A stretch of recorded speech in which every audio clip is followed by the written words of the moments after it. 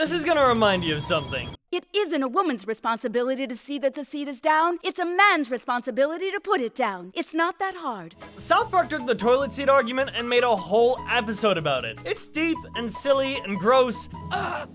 But that's the South Park trademark. Whether putting the toilet seat down is men's or women's responsibility isn't the point though.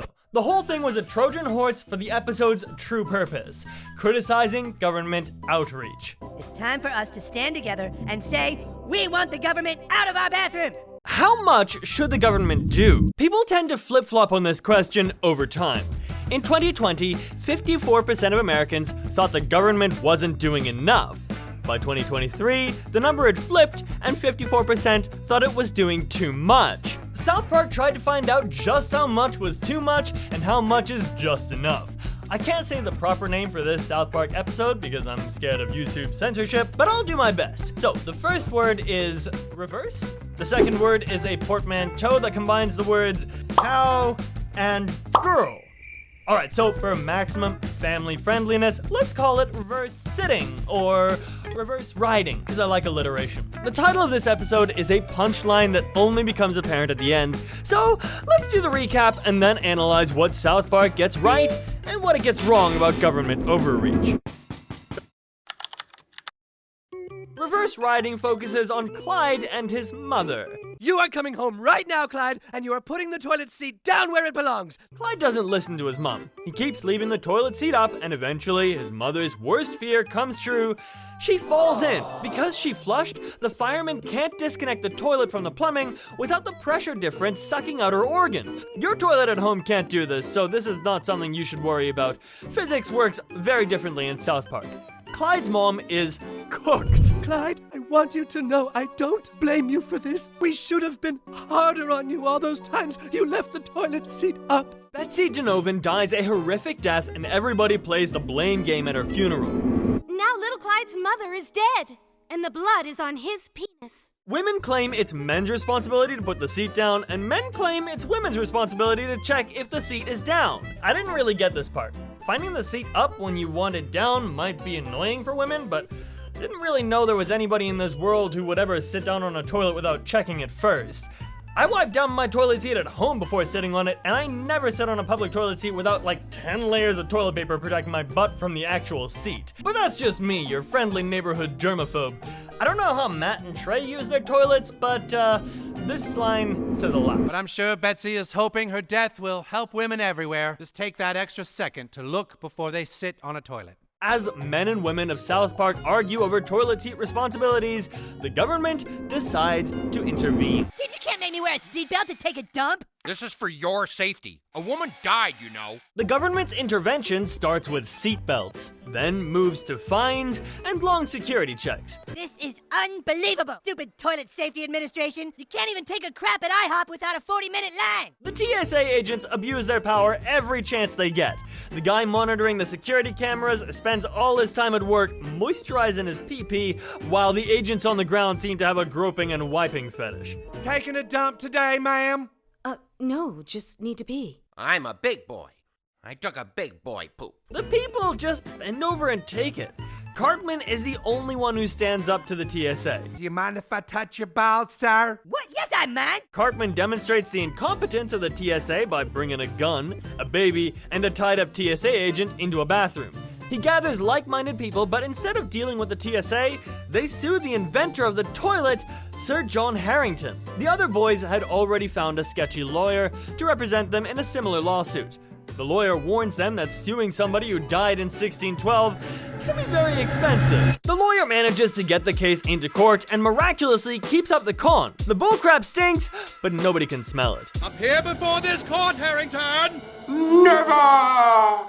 Quick, everyone, get out all your money! To the lawyer's surprise, a real ghost actually appears. It's Clyde's mom. She's come back from the great beyond to lecture her son one last time. You can't sue the dead, Clyde. Putting the toilet seat down is a matter of simple etiquette.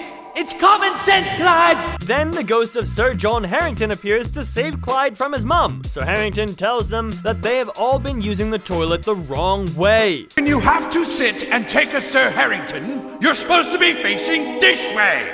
so you can use the little shelf for your books and your quill and your ink. This little lecture shuts them all down. The TSA gets out of people's bathrooms, and they live happily ever after. In the final scene, we see Clyde sitting down on the toilet the way the inventor intended. Once he's done, he flushes. The toilet seat is down. Instead of leaving it like that, Clyde flips it up, then flips off his mom's ghost, roll credits, and unpack everything. Clyde flipping off his mom's ghost is cringe, cowardly, and weak. If he had any balls, he would have flipped her off to her face and taken the ass whooping like a man. But let's save the complaints for later. There are many good and insightful things in this episode. I wouldn't be doing it any justice if I ignored them.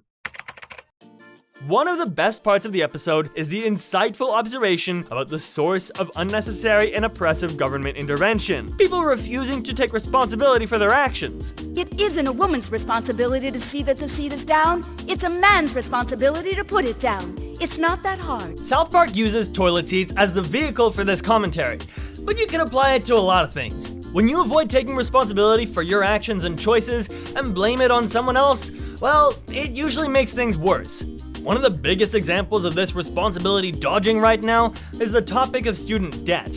Americans owe $1.7 trillion in student loans, and nobody wants to take responsibility for it. The students who took out the loans don't want the responsibility. The banks that gave 18-year-olds $100,000 don't want to take responsibility. The colleges that charge that much money for degrees with no job prospects don't want the responsibility. And the politicians who made the whole mess possible in the first place don't want to take the responsibility either. Everybody's just screaming, "Not my fault!" and demanding that the government do something about it. The whole mess started when the government decided to guarantee student loans and made it impossible to discharge them with bankruptcy. You're stuck with those things for life. This eliminated the risk for banks, so they just gave loans to like every student without caring about what those students were actually studying. Students took advantage of this, and they all went to college. Colleges saw this and jacked up tuition prices. Now there is $1.7 trillion that many students can't afford to pay. The colleges don't want to give a refund on tuition. The banks don't want to eat the cost of giving up bad loans, and the government doesn't want to step up. The students are blaming the banks for taking all their money, the banks are blaming the students for picking bad majors, and the colleges are blaming everybody except themselves. The whole mess started when the government decided to guarantee student loans and made it impossible to discharge them in bankruptcy. You're stuck with those things for life. This eliminated the risk for banks, so they just gave loans to every student without caring about what those students actually were studying, even though they charged stupid sums of money for degrees with no job prospects. If the banks, the colleges, and the governments all accepted their role in this whole mess, the problem would be solved. Everybody takes a bit of blame, and you split the student loans 4 ways. Everybody eats a quarter of the cost, but that is unacceptable for most parties. The students are currently carrying 100% of the burden. It could be reduced to 25%, but the colleges, the banks, and the government don't want to step in and take their fair share of the debt because that would mean admitting they were wrong, and they simply can't do that. They would rather claim innocence and blame everyone else. So the problem is gonna just keep getting worse until the government is inevitably forced to step in. People refusing to take responsibility for their actions happens in many other areas of life. It's why we have labels warning people not to eat literal poison, because if you don't have that warning label, the poison eaters are gonna sue you after they eat the poison.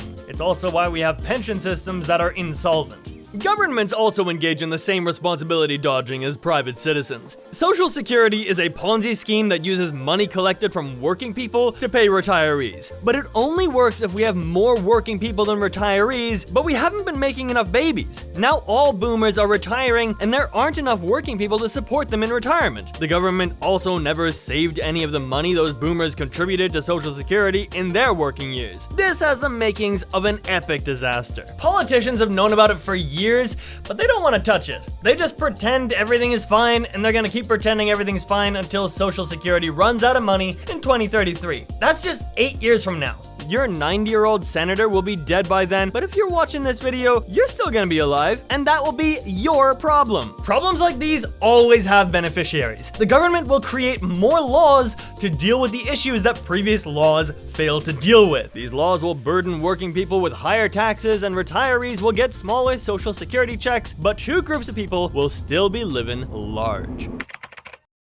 South Park shows that the first beneficiaries of government overreach are bureaucrats and the politicians who hire them. Whenever the government makes a new law, it increases its own power. When the government in South Park creates the Toilet Safety Administration, it grants itself the power to seize all the toilets and control access. Since laws require enforcement, the government has to employ bureaucrats to do the enforcing. The bureaucrats get a job and an opportunity to abuse their power by groping anybody they fancy. Bureaucrats are also the one group of workers that can't be fired for incompetence. Everybody else can be fired, but government workers usually have a job for life and a guaranteed pension funded by the taxpayer. It's a pretty sweet deal for bureaucrats, but it's an even sweeter deal for the second group of beneficiaries.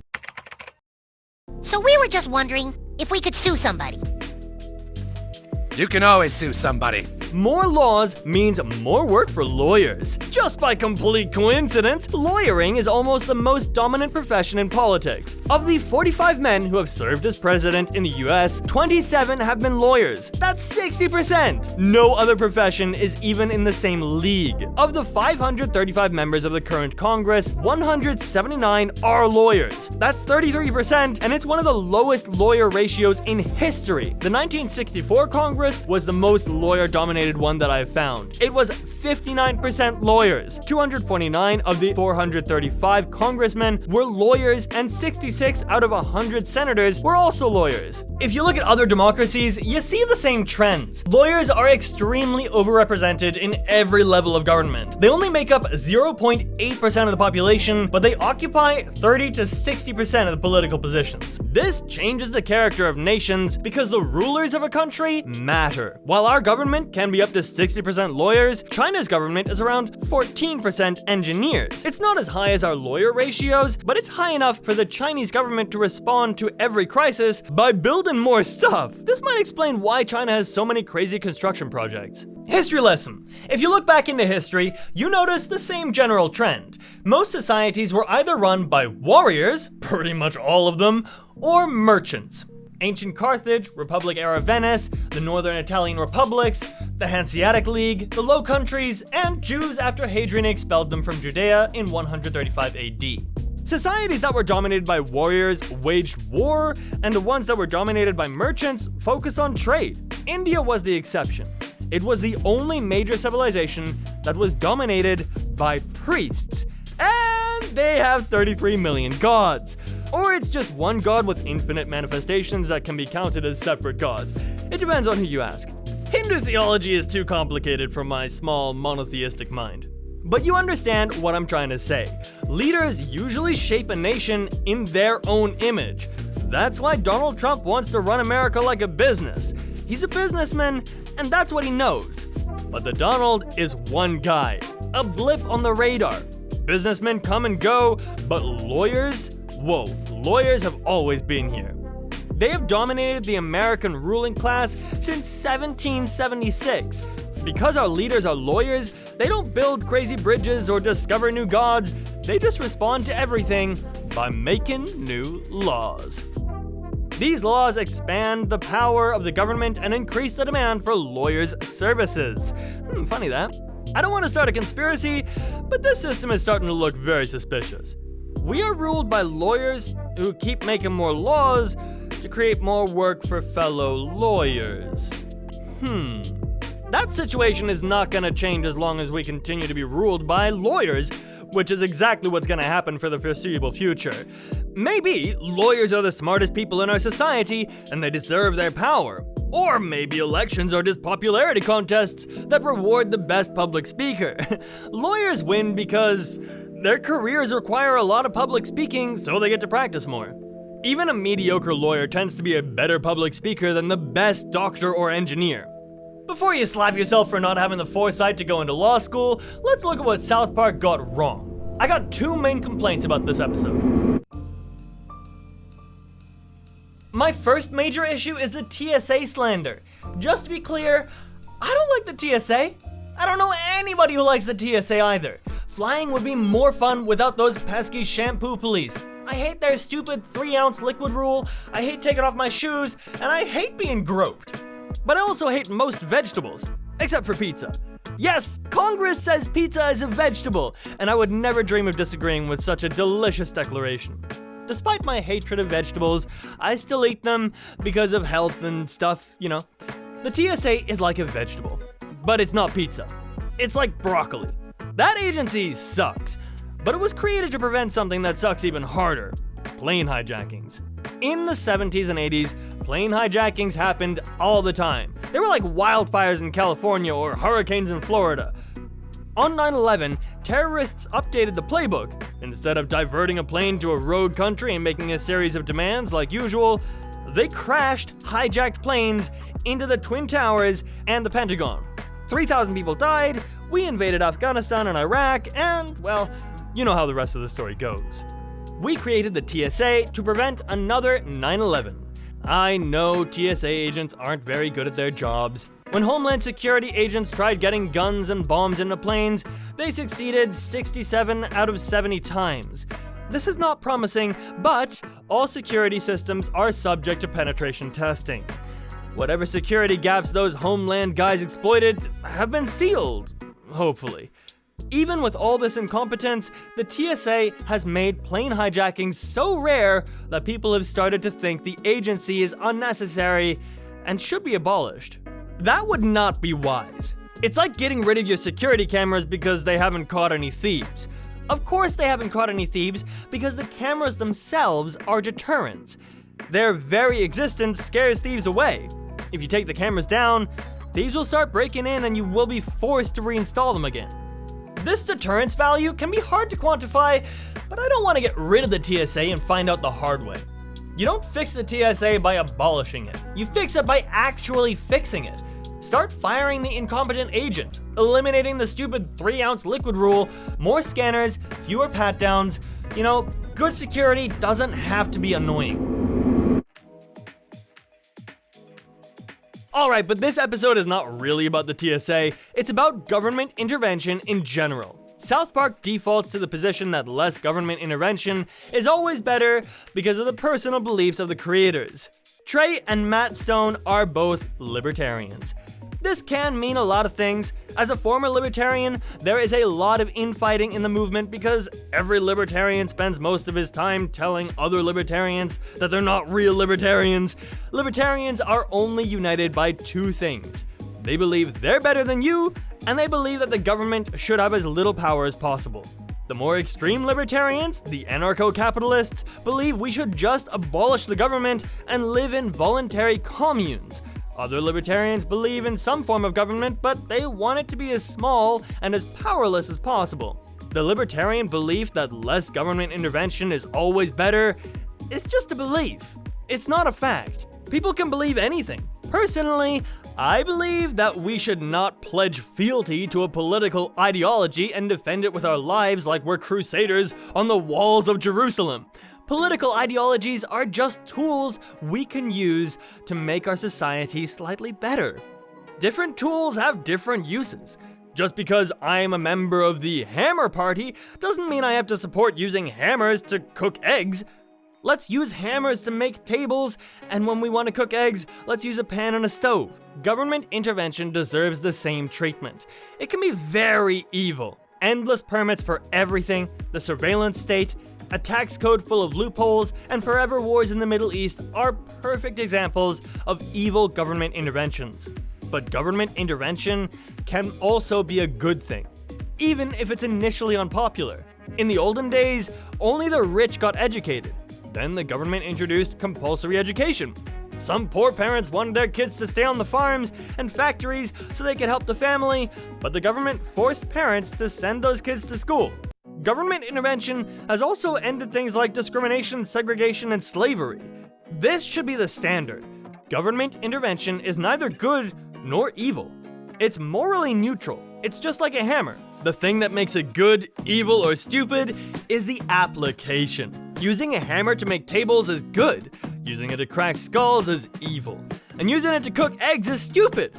Every determination has to be made on a case-by-case basis. This is the reality of government power and any other kind of power.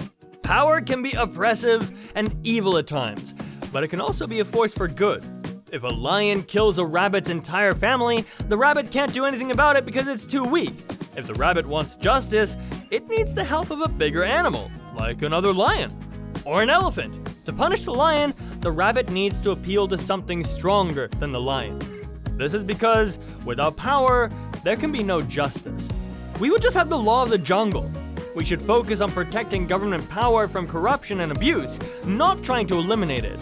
That is why I have never believed in the libertarian project of neutering the government as much as possible. We will obviously never have a perfect government, but we can't give up on making it less evil.